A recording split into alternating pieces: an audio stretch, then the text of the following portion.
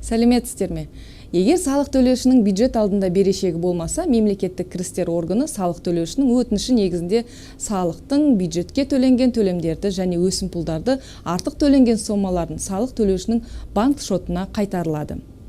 Берешек болған жағдайда артық төленген сома автоматты түрде оны өтеуге өтінішті ұсынбай-ақ жіберіледі.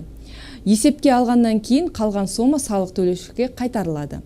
Артық төленген сомалар заңды тұлғалар мен олардың құрылымдылық бөлімшелері арасындағы есепке жатқызуларды қоспағанда басқа салық төлеушілердің салық берешегін өтеу үшін пайдаланылмайды. Мемлекеттік баждың төленген сомаларды есепке жатқызуға жатпайды. Назарларыңызға рахмет, сіздердің МКД.